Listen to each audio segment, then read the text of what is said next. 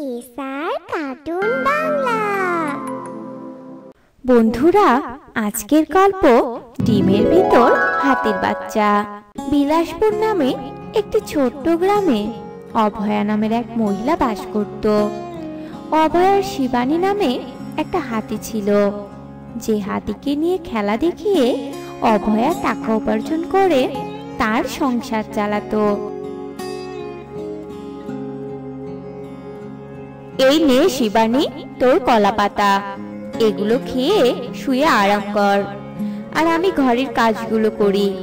সারাদিন তো তোকে নিয়ে বাইরে বাইরেই সময় কাটাচ্ছি, ঘরের কাজগুলো করার সময়ই পাইনি। যাই হোক, তুই খা, আমি গেলাম। এ কথা বলে অভয়া সেখান থেকে চলে যায়। শিবানীকে নিয়ে এভাবেই অভয়ার দিন কাটছিল। কোথা থেকে ফিরলো গো মালকিন? হাতে ব্যাগ, আবার দেখছি একটা মুরগি নিয়ে এসেছো। বাজারে গিয়েছিলে বুঝি? তা মালকিন, মুরগি কিনেছো কেন? আজ মুরগির মাংস রান্না হবে নাকি? না রে শিবানী, এই মুরগিটা মাংস খাওয়ার জন্য কিনে আনিনি, এই মুরগিটাকে পালবো বলে এনেছি। জানিস, বাজারে মুরগির মাংস আর ডিমের যা দাম, তাই এই মুরগিটা নিয়ে এসেছি।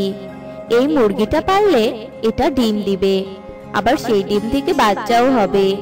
তখন আর আমাকে ডিমও কিনতে হবে না, আর মুরগির মাংসও কিনতে হবে না। যাই হোক শিবানী, তুই এই মুরগিটার একটা নাম দে তো। সেটা তো তুমি ঠিকই বলেছ, কিন্তু মালকিন, তুমি আর আমি সারাদিন তো প্রায় বাইরেই থাকি, এই মুরগিটার দেখাশোনা করবে কে?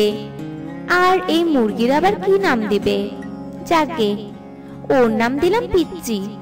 অত ভাবিস না তো শিবানী, সেটারও আমি ব্যবস্থা করব এখন। যা, তুই গিয়ে তাড়াতাড়ি জল খেয়ে নে, আমাকে তো আবার বাইরে যেতে হবে। অভয়ার কথা শুনে শিবানী সেখান থেকে চলে যায়। এভাবেই দেখতে দেখতে বেশ কিছুদিন কেটে যায়, আর মুরগিটা ডিমও দিতে শুরু করে।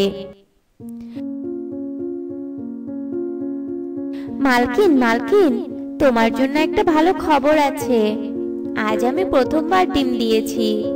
আমার বাসায় ডিমটা আছে, তুমি দেখবে চলো। তুই সত্যি বলছিস পিচ্চি? তুই ডিম দিয়েছিস? চল তো গিয়ে দেখি ডিমটা। এরপর অভয়া পিচ্চির সাথে তার বাসার কাছে যায়। ততক্ষণে শিবানী পিচ্চির ডিমটা ভেঙে ফেলেছিল, আর সেখান থেকে চলেও গিয়েছিল। আর অভয়া সেখানে গিয়ে ভাঙা ডিমটা দেখতে পেয়ে ভীষণ রেগে যায়। এ কেমন কথা পিচ্চি? জীবনে প্রথমবার ডিম দিলি, তাও আবার ভেঙে ফেলেছিস? তুই এত অলক্ষী? না না মালকিন, বিশ্বাস করো, আমি এই ডিমটা ভাঙিনি। আর আমি এত কষ্ট করে ডিম দিয়ে আবার সেই ডিম ভেঙে ফেলবো? এটা নিশ্চয়ই শিবানীর কাজ মালকিন। চুপ কর অলক্ষী, নিজের দোষ আবার অন্যর ঘাড়ে চাপিয়ে দিচ্ছিস। শিবানী তোর মতো ছোট্ট একটা মুরগির ডিম ভাঙতে যাবে কেন? আর শিবানী তো এখানেও নেই, ও নিশ্চয়ই খাবার খাচ্ছে। যাই হোক পিচ্চি, এমন অলক্ষণে কাজ আর করবি না, আর কোনো ডিম এভাবে ভাঙবি না। এ কথা বলে অভয়া সেখান থেকে চলে যায়। আর পিচ্চি মনে মনে ভাবতে থাকে, তুমি যাই বলো না কেন মালকিন, এসব যে ওই শয়তান শিবানীর কাজ, তা আমি খুব ভালো করেই জানি। এই বাড়িতে তো একমাত্র ওই আমাকে হিংসে করে, তবে আর ও আমার একটা ডিমও ভাঙতে পারবে না। আমি সে ব্যবস্থাই করব। এরপর থেকে পিচ্চি লুকিয়ে লুকিয়ে ডিম দিত, আর সেই ডিম আড়াল করে রাখতো।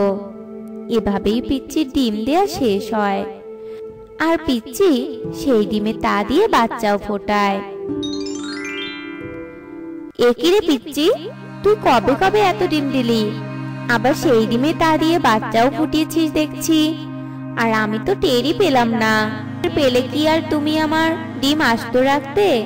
সব তো ভেঙে ফেলতে। যাই হোক, তুমি তোমার কাজ করো, আর আমার পথ ছাড়ো। আমি বাচ্চাদের নিয়ে খাবার খুঁজতে যাব। তোর এই মসুর দানার মতো বাচ্চারা আবার কি খাবার খুঁজবে? তোর কথা শুনে আমার সত্যি হাসি পেল রে। তাও যদি আমার বাচ্চার মতো বড় বড় হতো তাও নাই কথা ছিল। ওই তো মসুর দানার মতো বাচ্চা তোর, তুইও যেমন পিচ্ছি তোর বাচ্চাও পিচ্ছি। সত্যি পিচ্ছি। এরপর হাতি পিচ্চির বাচ্চাগুলোকে পা দিয়ে মেরে দেয়। এতে পিচ্চির সব বাচ্চাগুলো মারা যায়। যা দেখে পিচ্চি হাউমাউ করে কাঁদতে থাকে। একই রে, আমার পায়ের নিচে তো তোর সব মসুর দানা বাচ্চাগুলো জায়গা হলো, আর হবেই বা না কেন? অমন মসুর ডালের মতো বাচ্চা তোর। আর আমি তোর বাচ্চাকে অবশ্য মারতে চাইনি, শুধু দেখছিলাম আমার পায়ের নিচে তোর সব বাচ্চার জায়গা হয় কিনা। আর কি মেরো না তুমি, তুমি আমার এত সাথের বাচ্চাগুলোকে মেরে ফেললে, আমাকে সন্তানহারা করলে। আমি তোমাকে অভিশাপ দিচ্ছি, তুমি বাচ্চা দেওয়ার বদলে ডিম দিবে, আর তখন তুমি বুঝবে ডিম দেওয়ার কষ্ট কতটা, আর সন্তান হারানোর কষ্টও যে কি তা তুমি নিশ্চয়ই বুঝতে পারবে। পিচ্চির এসব কথায় শিবানী কোনো গুরুত্ব না দিয়ে সেখান থেকে চলে যায়। আর কিছুদিন পরে শিবানী গর্ভবতী হয়। এ নিয়ে অভয়া আর শিবানী খুবই খুশি ছিল। এই নে শিবানী, তাড়াতাড়ি খাবারটুকু খেয়ে নে, তুই এখন গর্ভবতী, এখন তো তোর একটু বেশি বেশি খেতে হবে। শিবানী গর্ভবতী হওয়ার পর থেকে অভয়া শিবানীর যত্ন নেওয়া বাড়িয়ে দেয়। এভাবে বেশ কিছুদিন কেটে যায়।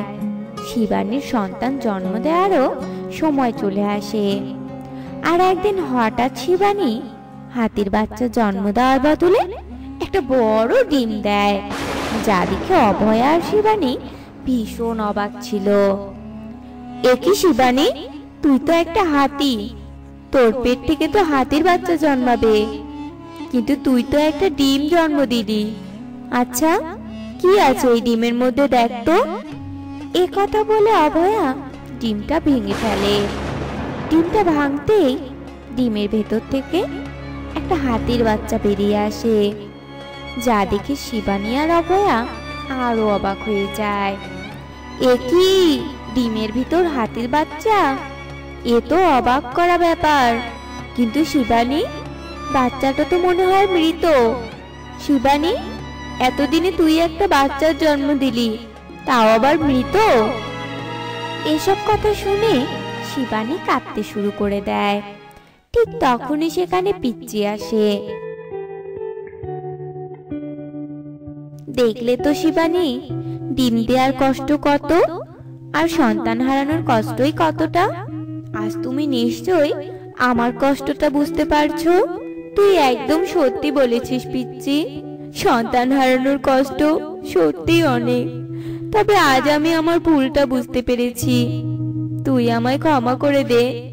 আমি আর কখনো তোর সাথে অন্যায় করব না।